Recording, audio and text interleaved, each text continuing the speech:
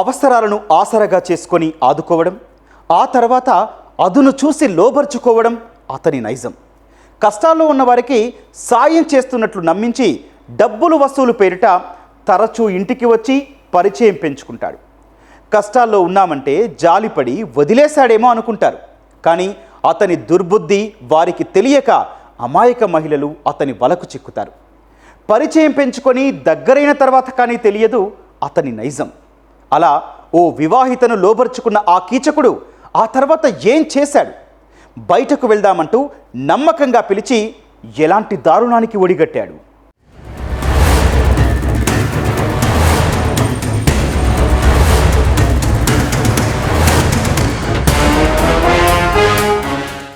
అపరిచితులతో పరిచయాలు, అనైతిక బంధాలు ఎప్పటికైనా ప్రమాదమే. వివాహేతర సంబంధాలు కుటుంబాలను చిన్నాభిన్నం చేయడమే కాక బిడ్డలకు తల్లిదండ్రులను దూరం చేస్తాయి. భర్తకు అబద్ధం చెప్పి ప్రియుడితో కలిసి బయటకు వెళ్లిన ఓ వివాహిత అదృశ్యమైంది. ఊరు వెళ్లి వస్తానని చెప్పి వెళ్లిన భార్య ఇంటికి రాకపోవడంతో ఆ భర్త కంగారు పడ్డాడు. తల్లి కోసం బిడ్డలు ఆరాటపడ్డారు. కాని ఆమె జాడ తెలియలేదు. ఇంతకీ ఆమె ఎక్కడికి వెళ్ళింది? ప్రియుడితో కలిసి వెళ్లిన ఆమెకు ఏం జరిగింది?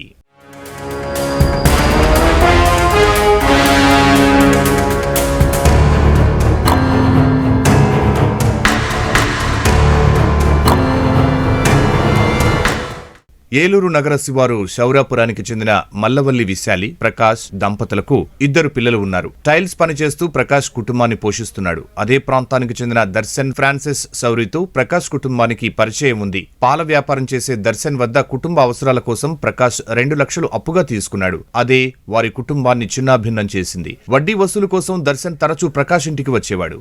ఈ క్రమంలో విశాలితో పరిచయం కాస్త వివాహేతర సంబంధానికి దారితీసింది. భర్తకు తెలియకుండా వీరిరువురూ తరచూ కలుసుకుంటూ ఉండేవారు. ఈ బంధం కొన్నాళ్ల పాటు సజావుగా సాగింది.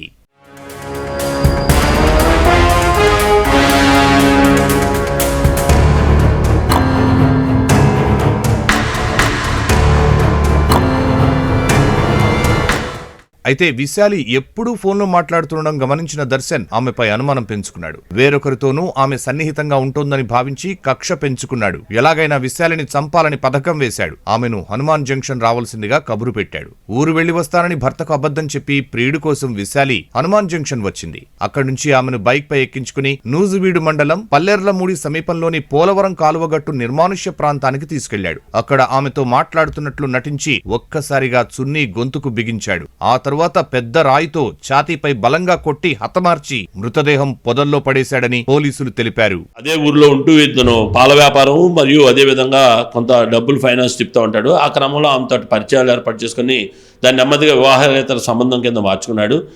అది అడ్వాంటేజ్ తీసుకున్న తర్వాత ఈ ఎవరైతే డిసీజ్డ్ ఉన్నారో విశాలి, ఆ అమ్మాయి వేరే అతనితో మాట్లాడుతుందని ఇతను అనుమానిస్తూ మొదలుపెట్టాడు. అనుమానించిన తర్వాత ఈ అమ్మాయిని ఎలా అంతమొందించాలని ఒక నిర్ణయం తీసుకుని ఇన్ ద మీన్ వైల్ ఈవిడి వాళ్ళ బంధువుల కోసం అప్పు ఇప్పిస్తానని చెప్పేసి రమ్మన్నాడు. సరే అని హనుమాన్ జంక్షన్ దగ్గరకు రాగానే తను మధ్యలో హనుమాన్ జంక్షన్లోనే ఈ అమ్మాయిని కలుసుకోవడం జరిగింది. అక్కడికి వెళ్ళిన తర్వాత మాయమాటలు చెప్పి ముందే సిద్ధం చేసుకున్నటువంటి పథకం ప్రకారం ఈమెని పల్లెర్లమూడి గ్రామం, నూజివీడు రూరల్ మండలంలోని పల్లెర్లమూడి గ్రామంలో ఉన్నటువంటి పోలవరం కెనాల్ గట్టు దగ్గరికి తీసుకెళ్ళి ఒక నిత్యమైన ప్రదేశంలోకి తీసుకెళ్ళి అక్కడ ఆమెతోటి మాట్లాడుతున్నట్టుగా మాట్లాడి ఆమెని మాయమాటలు చెప్పి అమ్మాయి యొక్క చున్నీతోటి థ్రోట్లింగ్ చేసి చంపడం జరిగింది. విశాలి కనిపించకపోవడంతో ఆమె కుటుంబ సభ్యులు కంగారు పడతారని భావించిన దర్శన్ వారు పోలీసుల వద్దకు వెళ్లకుండా విశ్వ ప్రయత్నాలు చేశాడు. ఆమె ఫోన్తో వివిధ ప్రాంతాల నుంచి భర్త ఫోన్కు వాట్సాప్ మెసేజ్లు పెట్టేవాడు. అయితే ఆమె ఎక్కడో క్షేమంగా ఉండే ఉంటుందని భర్త భావించాడు. 5 రోజుల తరువాత దర్శన్ తాను హత్య చేసిన ప్రాంతానికి వెళ్లి మృతదేహాన్ని గొయ్యి తీసి అందులో పూడ్చిపెట్టి వచ్చాడు. అయితే భార్య ఇంటికి రాకపోవడంతో ప్రకాష్ పోలీసులను ఆశ్రయించాడు. కాల్ డేటా ఆధారంగా ఆమె దర్శన్తో ఎక్కువగా మాట్లాడినట్లు తెలుసుకున్న పోలీసులు అతన్ని పట్టుకుని విచారించగా నిజం వెలుగు చూసింది. ఇతను టెక్నికల్గా ఏం చేశాడు, ఎవిడెన్స్ స్పాట్ చేసే ఉద్దేశంతో ఈ అమ్మాయి సెల్ ఫోన్ని మధ్యలో ఆన్ చేసి గుడివాడ, తిరుపతి ఇలా మా టీంలన్నింటిని కూడా అలాగా మిస్లీడ్ చేయడం కూడా జరిగింది. కాబట్టి ఇలాంటి వ్యక్తులపైన అప్రమత్తంగా ఉండాలని అందరినీ కూడా రిక్వెస్ట్ చేస్తున్నాం. ఎవరైతే ఇలా ఫైనాన్స్ చేస్తామని లేకపోతే ఇలాగా వాళ్ళని ప్రలోభ పెట్టేసి డబ్బులు ఇచ్చినట్టుగా ప్రలోభ పెట్టి వాళ్ళతోటి ఇలాంటి వివాహేతర సంబంధాలు పెట్టుకోవటం, ఇలా తీసుకెళ్లి వీళ్ళని మాయమాటలను నమ్మించిన తర్వాత వాళ్ళని ఇలా చేయటం జరుగుతుంది. కాబట్టి ఇలాంటి వ్యక్తులపైన మీరు కూడా అప్రమత్తంగా ఉండాలి. ఎవరైనా ఇలాంటి సంబంధాలు కానీ కలిగి ఉన్న వ్యక్తులు కానీ సమాచారం ఉంటే కూడా మాకు చెప్పండి. ఇలాంటి వ్యక్తుల మీద కఠినంగా చర్యలు తీసుకుంటాము.